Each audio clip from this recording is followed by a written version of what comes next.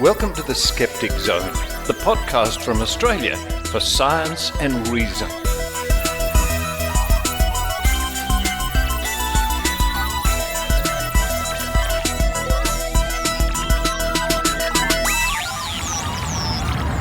Yes, it's the Skeptic Zone podcast, episode number 717 for the 3rd of July 2022. Richard Saunders coming to you from the sidewalk here in Oakland, California. Having a bit of an early morning exercise walk. Coming up on this week's show, I catch up with the local skeptics, the Bay Area Skeptics. We have a rather nice lunch, and Dr Eugenie Scott will tell us all about the upcoming SkepiCal convention, an online convention with speakers from all over the world. And what a pleasure it was to see all my old friends and have lunch as the buses rumble by. Following that, it's the Australian Skeptics Newsletter, read once again by Adrienne Hill in Canada. Thank you very much, Adrienne. Let's see what's making skeptical news this week. Then, to round off the show, some interesting reports from Australian newspapers, mostly Jewish as it happens, about Uri Geller. Remember him? Oh yes. Spoons and everything else. Although it's summertime here in Oakland, the fog has come over. It's quite amazing. And there's a bit of rain, which is fog rain, which is a bit strange.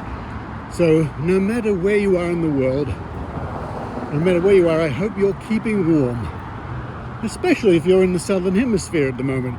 Or like me in Oakland, where it's cloudy and cool. Keep warm. But now it's time for me to keep walking. And who knows, I might be able to find a nice onion bagel. While I do that, I hope you enjoy the Skeptic Zone.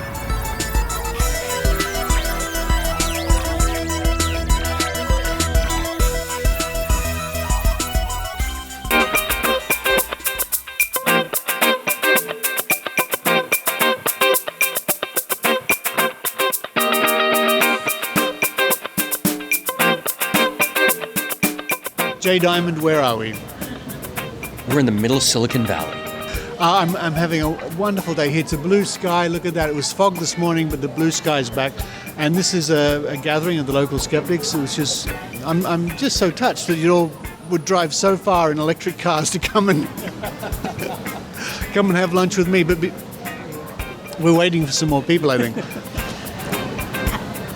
I think we all have electric cars, don't we? I mean, I've got a hybrid, so I'm cheating. You don't? Okay.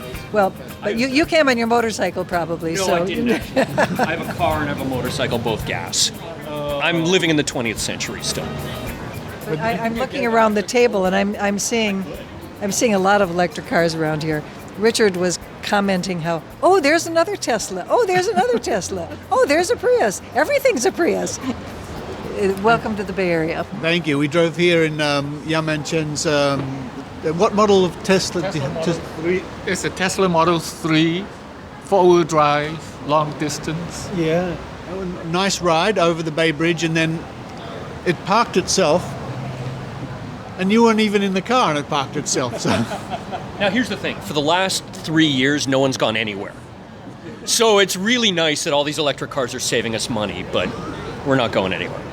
And I had the pleasure of being in Leonard Tramiel's Tesla yesterday, as we walked around the Chabot Space Center, and what a thrill that was. That was a lovely bit of time. Yeah. And we also went from Chabot just across the parking lot to a beautiful redwood forest. Yes, yeah. That was just a lovely change of scenery. And that's up in the Oakland Hills, and the fog was drifting through, and it was raining a bit of fog, which was interesting, nice and cool and beautiful.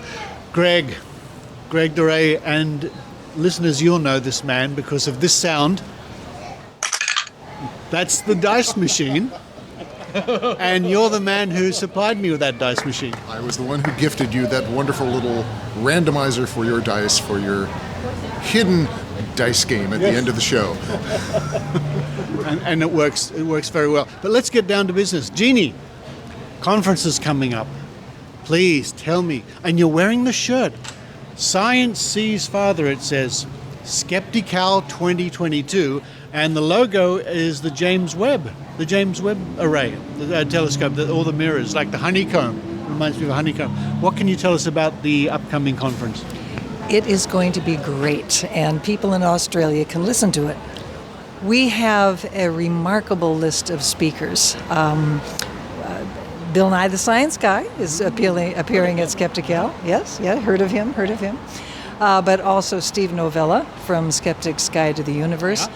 A number of other, Kenny Biddle from CFI. Yes. We have a speaker from Snopes, the investigative website that does such a good job on any number of stories, but also conspiracies and various claims of cuckoo stuff that we skeptics are quite interested in as well.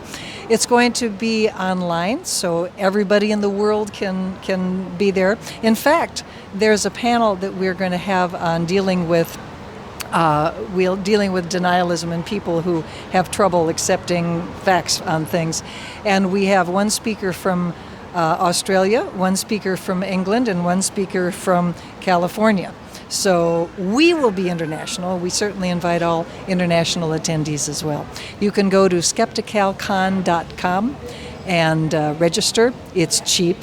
And it'll be 2 days in the middle of July 16th and 17th, preceded, of course, by our usual Skeptics in the Pub, which is fun.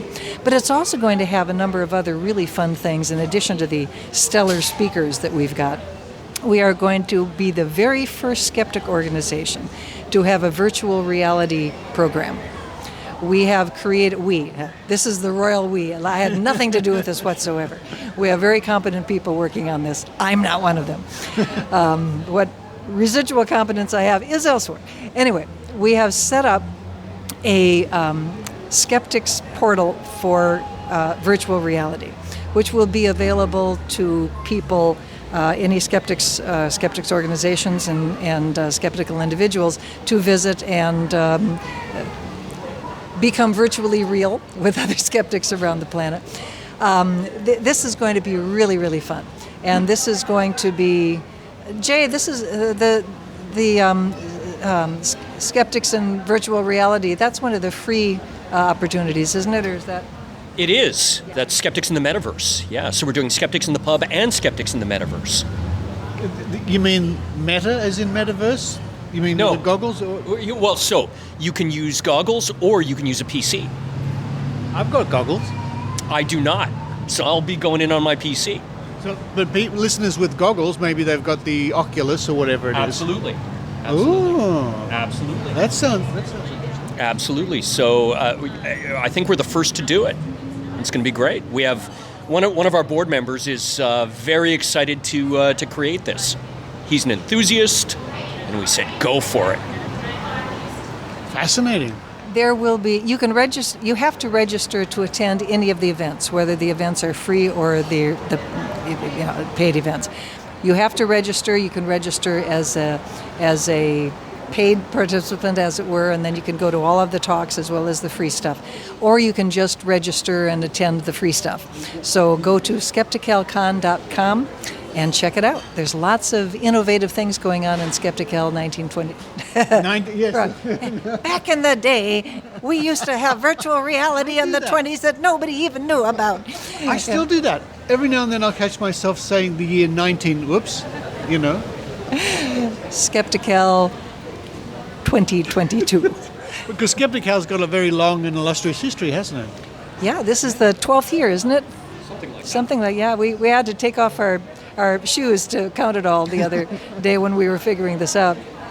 We did not have a real, genuine, live or digital or whatever SkepiCal in 2020 because there were a few other distractions. Yes, yeah. But we have had one consistently since 2010. So join the crowd.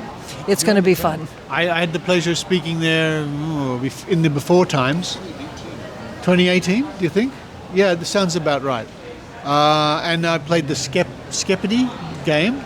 That's one of the events that is so much fun.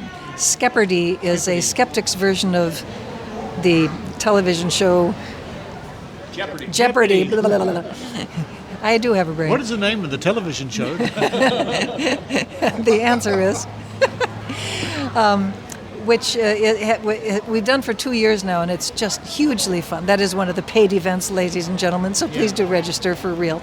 But Bill Nye is going to be one of the contestants, and also the internationally known Turkish skeptic, Işıl Erkan.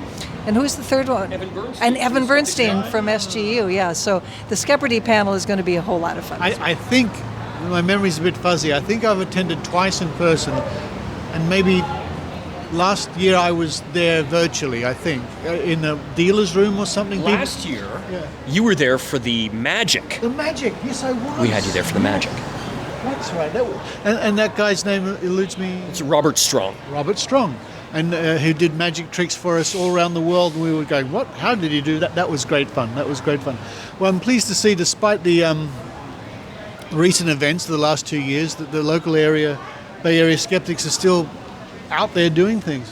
Well, one of the interesting things was taking this online last year because of the pandemic. We decided that if we're going to do it online, we might as well take advantage of the fact that we're going to get some talent that we would otherwise not get, people from around the world. So, as Jeannie said, we have a couple of panels. One of them is on talking to true believers and Skeptical comedy.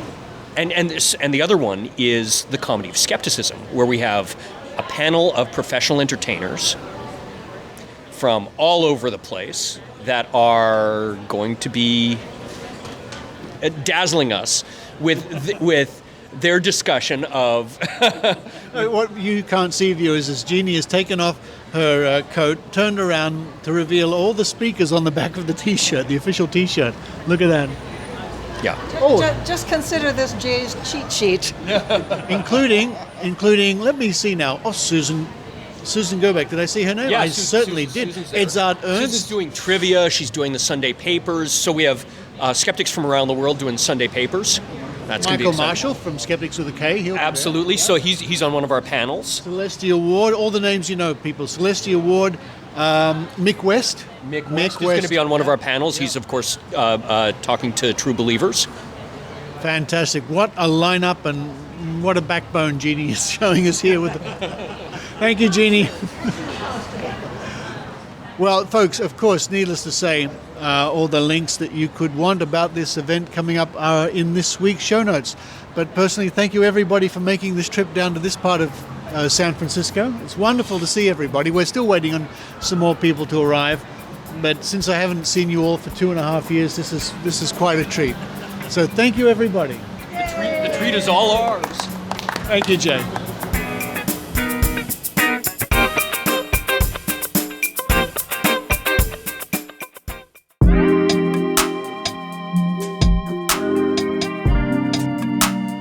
Hi, this is Brian Dunning. As part of National Science Week in Australia, Canberra Skeptics will be hosting a free screening of my latest documentary, Science Friction. This will be on Sunday, the 14th of August at 1 p.m. at King O'Malley's Pub, 131 City Walk in Canberra. So what is it all about? Well, you know those TV documentaries you see and the science experts they feature?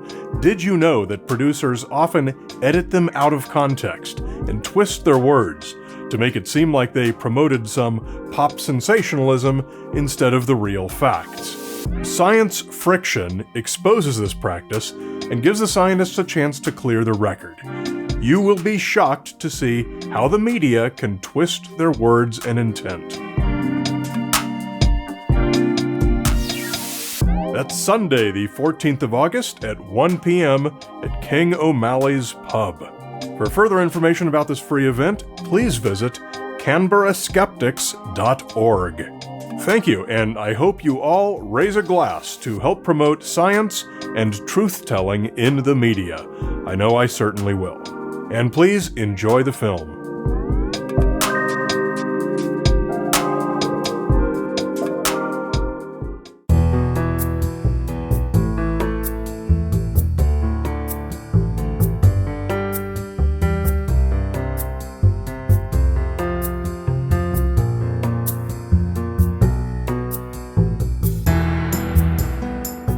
Hello, everyone. This is Adrienne Hill from Canada, recently returned from Newfoundland. The province of beautiful scenery, great people with quite a different Canadian accent than my own, moose and puffins. I'm here to read the highlights from the Australian Skeptics Newsletter. This is newsletter number 151. You can subscribe to this newsletter and get it delivered to your inbox every other week, complete with links to all the stories. Just visit www.skeptics.com.au. But now, let's see what Tim Mendham has for us this week. Hi all, says Tim. Another selection of the weird and wonderful, from fish falling from the sky to the Australian vaccination network suffering a major and expensive failing in a recent court case. And that's just for starters. Read on. Tim. Okay, Tim, we'll do just that. Skepticon 2022 from November 26th to the 27th. The 2022 annual Australian Skeptics National Convention, or Skepticon, for 2022 will be held at the National Library in Canberra on the weekend of November 26th through 27th. There will also be streaming of sessions for those unable to attend, and social events beforehand and during the convention. Sounds fun, wish I could go. Among the key speakers will be an international contingent made up of Claire Klingenberg, Chair of the European Council of Skeptical Organizations and co-organizer of the Czech Paranormal Challenge, as well as the hosts of the European Skeptics Addicts, or ESP. All being well, and in this day and age, there are always the possibilities of changes. It will be the first face-to-face convention since 2019. We look forward to seeing you there. Further details and ticket sales will be available soon. AVN ordered to pay costs in anti-vax case. If you have read the June 2022 issue of The Skeptic, you'll know that the Australian anti-vaccination network tried to get children's COVID vaccines banned through a court case. It lost. Good thing. Without even getting to a proper trial, because the judge considered the AVN didn't have any standing. The AVN's description of itself as the, quote, peak vaccine organization in Australia, end quote, a leading body among such organizations, and a, quote, leading source of information on vaccines, end quote, was somewhat overstated. In fact, the judge called it a bare assertion without any evidence. The AVN has now been ordered to pay costs, which would likely be substantial. It has set up a campaign to raise funds from the public. Authorized paranormal investigation cemetery tours should be banned. Paranormal investigation tours in a Queensland cemetery have been criticized by local historians as disrespectful, suggesting they should be banned. The tours go beyond the usual historical ghost tours and employ, quote, typical ghost hunting tools such as electromagnetic field meter, a spirit box designed to pick up radio waves, and a temperature gauge, end quote. The person who runs the hour-and-a-half program says the investigations were polite and devices used were benign. Quote, there's no attempt to actually try and channel a ghost or make a ghost enter somebody or speak to the beyond, end quote. And probably little chance of actually finding something real. Fish fall in Texarkana explained. Anyone who is a fan of Fortean paranormalities will know about fish falling from the sky, not to mention frog falls and crucifix falls. Sharon Hill, a skeptical U.S. researcher, and Paul Cropper, a longtime cryptozoologist investigator from Australia, have put forward an explanation for a recent fall of fish over the U.S. town of Texarkana. A flock of birds may have regurgitated the fish while flying over the town. Ooh. A little gross. But the claim has precedence and is more likely than other suggestions, such as tornadoes. You can also hear more about this on a recent episode of Brian Dunning's Skeptoid podcast. Religion and Australia. According to results of the 2021 census, the number of Australians who said they had no religion rose to 38.9%, from 30.1% in 2016. For the first time, fewer than half of Australians identified as Christian, though Christianity remained the nation's most common religion, declared by 43.9% of the population. In 1966, the figure was about 90%. The ABS says migration has affected the trend since, though much of the change is due to the growth of atheist and secular beliefs. There were, however, falls in the number of Jedis and Pastafarians. Dry needling and acupuncture.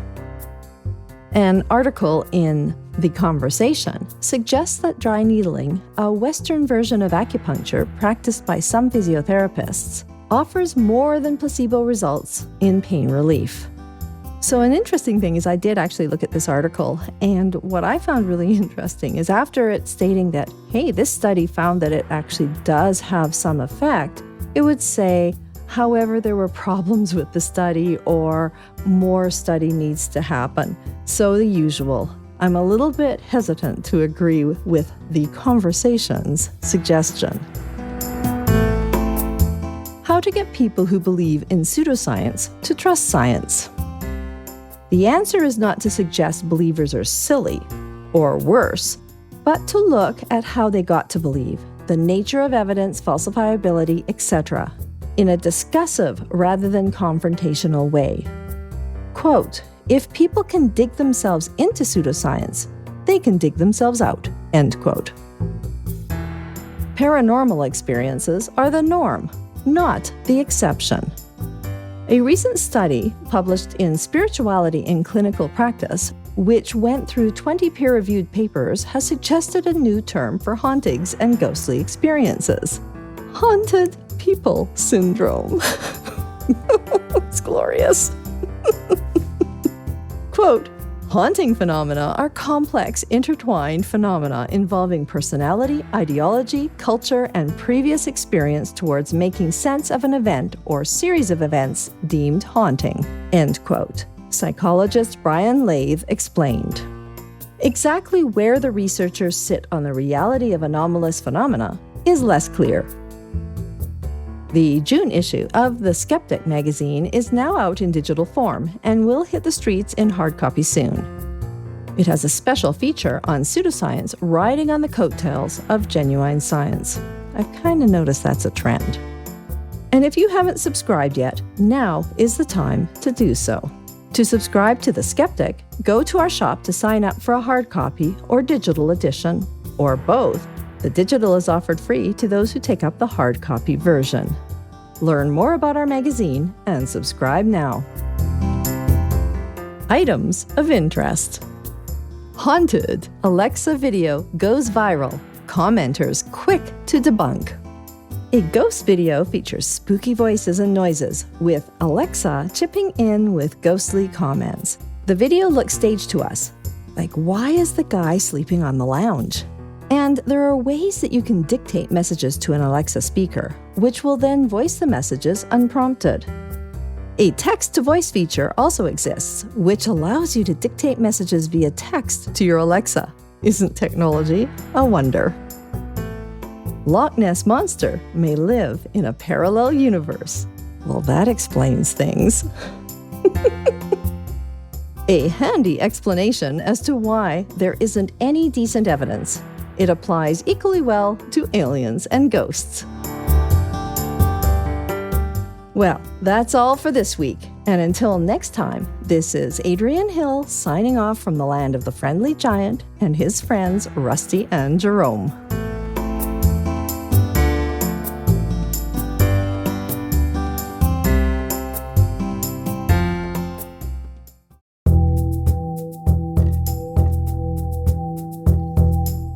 Join us on Thursday, the 7th of July, for Sydney Skeptics in the Pub.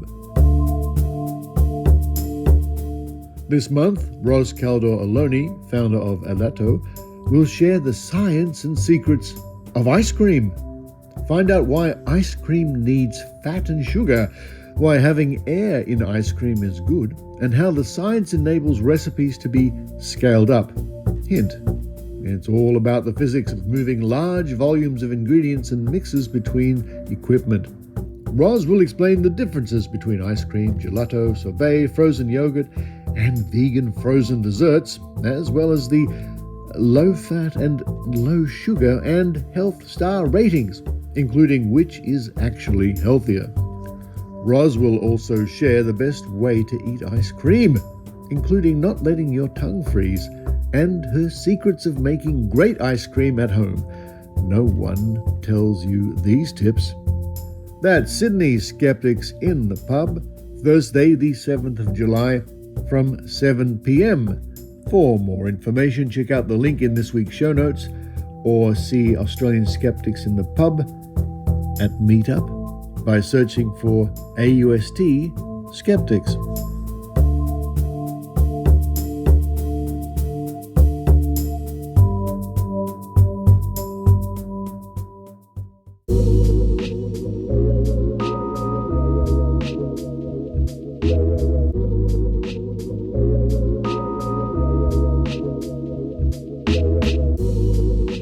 Now it's time once again to look into those pages at Trove at trove.nla.gov.au, the online resource from the Australian Government and the National Library of Australia.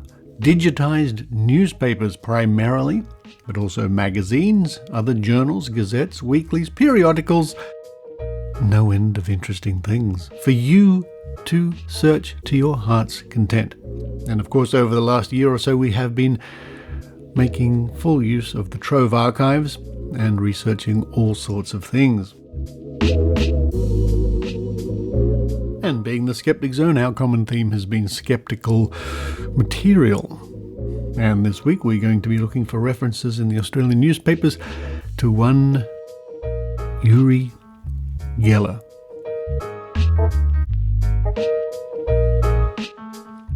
Uri Geller is an interesting character in the annals of skepticism, partly because these days, depending on how old you are, the name may not be familiar to you.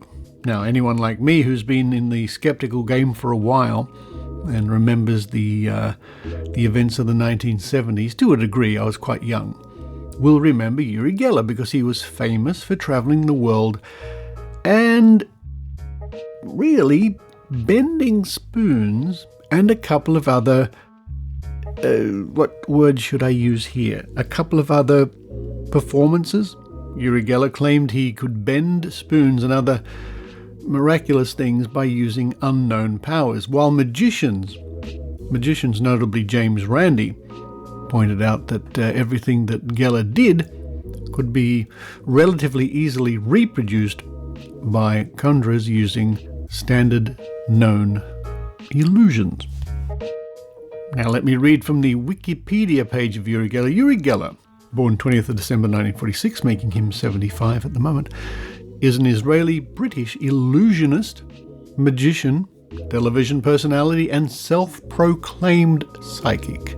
He is known for his trademark television performances of spoon bending and other illusions.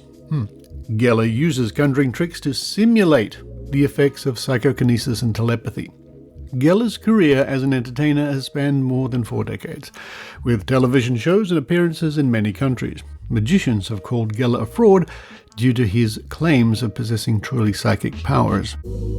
So that's interesting that Wiki states in the opening paragraph, Geller uses conjuring tricks to simulate the effects of psychokinesis and telepathy. Of course, there's a very interesting book written by James Randi called The Magic of Uri Geller, which was later republished under the title of The Truth About Uri Geller. And if you haven't read that, I recommend that book. It's the most interesting and enlightening. And over the years, I have learnt, many years ago, I learned how to bend spoons just like Uri Geller. But when I do it, I use conjuring tricks that I practice and practice and practice. Some people have asked me over the years whether they think Uri Geller may be just innocently deceiving himself that he has such powers. The only thing I can say to that is that in order to bend and break spoons the way Geller does and the way I do, you have to practice it. As the decades roll on, Geller is now more or less a character from the past. In 1992, Geller filed a $15 million lawsuit against James Randi and the Committee for the Investigation of Claims of the Paranormal for statements made in an International Herald Tribune interview in 1991, but was unsuccessful because the statutes of limitation had expired. And Randi would tell me from time to time about the run-ins he had with Uri Geller, who at one stage or other would tend to sue people. And before we get into the items from Trove, I will say that when you know how to do spoon bending, you know the mechanics of it, the patter, as the magicians say, and you see somebody else, for example, possibly somebody from Israel bending spoons in the video archives and television appearances, your reaction is, oh, that's where he did it. Or, oh, I see that, when you know how a trick is done. And our first return comes from the year 1975, just after the main hype of Uri Geller, although he was still very well known at the time, from the Australian Jewish News, dated the 14th of February. The Secrets of Mr. Geller. Skepticism and research. Australian audiences will soon be experiencing the strange happenings that seem to accompany Uri Geller wherever he takes his one-man show. Knives and forks have been bent, broken watches restarted, and feats of apparent telepathy performed. No generally accepted explanation is yet forthcoming. I'll just stop there and say to that, well, it depends on who you asked at the time. I mean, the magicians were under no illusions, let me say. Although the phenomenon of Mr. Geller, the Israeli ex-paratrooper, is new to Australia, he is well known in Israel, Britain, and the United States for his performances. He claims to be doing these strange things not as an illusionist, using sleight of hand or deceptive material, but as someone invested with a previously unappreciated power. He is prepared to back up this claim very convincingly by performing in such auspicious surroundings as the back of a taxi in the company of the science correspondent of the Sunday Times. If he is an illusionist, he runs the risk of being detected every time he shows off his skills, particularly when his performance goes on to videotape. And let me break here once again and say I have many of Uri Geller's performances, which were filmed and videotaped in my archives, and that's interesting viewing. Goes on further. Any stagehand knows how an illusion works, but none has yet revealed Mr. Geller's secrets. Another break to say, with the case of feats similar to what Uri Geller did, then a stagehand wouldn't see what was going on. It's a bit of an irrelevant argument. It needs to be said, however, that not everyone is convinced that Mr. Geller is other than a great illusionist, and there seems to be somewhat more skepticism in Israel and the United States than was developed in Britain. Nevertheless, he has clearly created a prima facie case for further investigation, even though he has already been examined extensively by a team at Stanford Research Institute. And I refer back to the book, The Truth About Uri Geller, for James Randi's take on those so-called tests. Draws crowds. Trick or treat, key bender and watch mender Uri Geller draws thousands with his demonstrations of energy transference and mind reading. Open and sincere, 27-year-old Mr. Geller says his powers came from an, quote, outside, end quote, source, and he seems as excited as his audience when it works. He has established his celebrity status with a combination of unparalleled accomplishments all over the world in front of thousands of witnesses.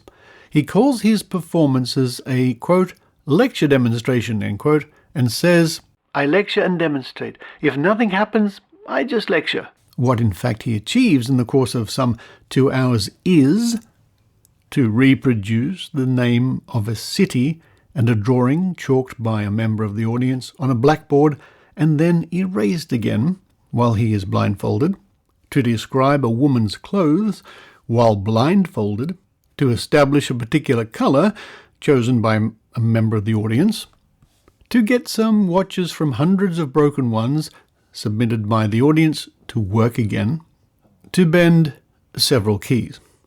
All this is strung together with a continuous flow of personalised chatter, relaxed, informal, and unshowy. He has a way to involve an audience with himself. Open mind.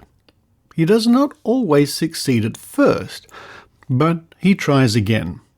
His little misses are in his favour, of course, because they made the second effort look more remarkable. It does seem that Mr. Geller has more success in intimate groups rather than in front of hundreds. The true cynic would say that the failures are deliberate. But there is no place in Uri Geller's show for cynics. The only way to enjoy his demonstration is to go into it with an open mind and simply marvel at his achievements. Uri Geller uses his powers, be they psychic or telepathic or extraterrestrial, in an almost unspectacular manner with astonishing end results. Uri Geller's Melbourne appearance will be on March 19th in the Town Hall. Other dates: Newcastle Civic Theatre, March 5, Sydney Town Hall, March 7, Brisbane Town Hall, March 8th, Perth Concert Hall, March 15, Adelaide Apollo, March 18. Now the late Simon Turnbull, the president of the Australian Psychics Association, who I knew over the years, told me of his attending the Uri Geller performance in the Sydney Town Hall way back in 1975, and assured me that Uri Geller really did bend a spoon using psychic powers because Simon saw it for himself. When I bent a spoon for Simon, the look on his face was interesting. And then he said, and I kid you not, and I've probably related this story before, he said to me, when you did it, Richard, it was a trick. But when Uri Geller did it, it was real psychic power. And our next entry comes once again from the Australian Jewish Times, and this is dated the 29th of November 1984. Uri Geller predicts great Israeli event. Jerusalem. Spoon-bending Uri Geller returned to Israel last week with a prediction that something great will happen in the country within the next 3 months. It was this premonition that brought the 37-year-old psychic home for a month-long visit.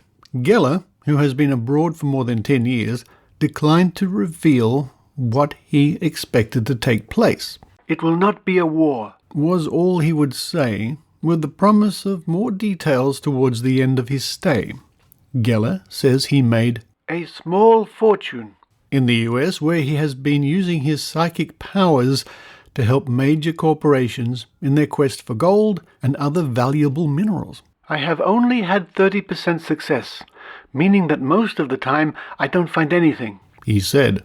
But when I do, then both the prospectors and I profit. He beamed. Geller also offered to help Israeli sources interested in looking for oil. He said he is also available to help in security matters if his services are required. Geller said he had recently undertaken tests at Tokyo University where, under scientifically controlled conditions, he managed to erase a computer tape. But Geller claimed he is tired of the continuous round of tests and experiments which he said were usually connected with the CIA or other American security agencies. He said he had agreed to take part in the tests only because the Russians are active in psychic research. Fearful of a KGB kidnap attempt, Geller said he is protected by bodyguards abroad. He will give several performances in Israel. What an important man Uri Geller is, my goodness me. Let me see now. This was from November 1984, so we're looking for a major event of unspecified detail that occurred in Israel from December 1984, January, February, something like that, 1985. And a quick scan of the first few months of 1985 reveals nothing hugely outstanding. But I guess this reminds me of the Great Australian Psychic Prediction Project, where we went back and checked all these grandiose predictions made by psychics over the years. And to round off, we have a couple of shorter notices, once again from the Australian Jewish News, dated the 23rd of March 2001. Geller to pay. When Uri Geller is invited to a function, he usually ends up performing for his supper. According to The Guardian, that's exactly what happened at a recent bar mitzvah, at which the Israeli-born spoon bender demonstrated his talents. After the event, however, the bar mitzvah boy's father received an email from a manager at the hotel where the function was held, informing him that the bill for the party would include a charge for the cutlery that Geller ruined. Now I'll stop here, and I wonder if that really happened, or if that was a publicity stunt, the whole story. We may never know. And finally, once again, the Australian Jewish News, published on the 24th of November in the year 2000. Geller bent on justice. Israeli psychic Uri Geller is suing computer game giant Nintendo for allegedly basing an evil Pokemon character on him. Geller, who claims he can bend spoons by using mind power, has made the claim because the Pokemon character, Yau-Man Geller, carries a spoon and gives his victims severe headaches. Geller recently declared that he was responsible for stalling the cauldron on its ascent during the opening ceremony of the Sydney Olympic Games. He did it as part of his quest for global nuclear disarmament, he said. That's interesting because I seem to remember at the time Geller claimed he started the cauldron once it became stalled using his special powers. So there we are, some news from the past about a character from the past. Uri Geller, the famous spoon bender from Israel, who wowed audiences around the world with his performances. And you too can be wowed from around the world by checking out the archives at Trove, trove.nla.gov.au. Type in your search, and you never know what spoons you might find.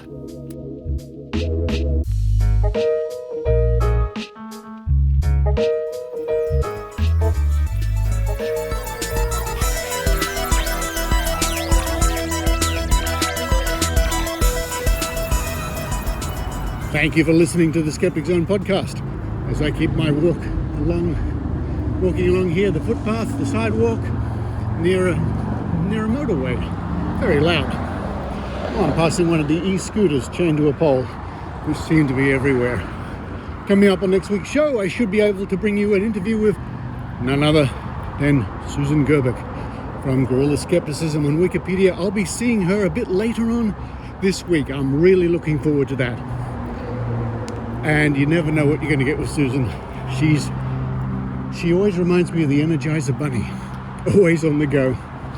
But until then, with a last reminder to myself to thank you, the listeners out there who support the Skeptic Zone at Patreon and PayPal at SkepticZone.tv. This is Richard Saunders signing off from Oakland, California.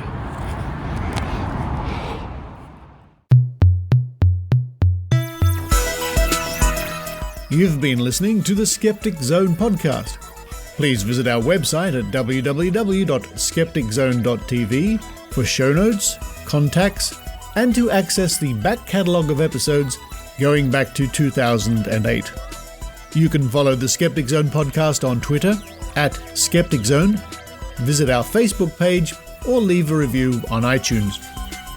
You can also support the Skeptic Zone via Patreon or PayPal.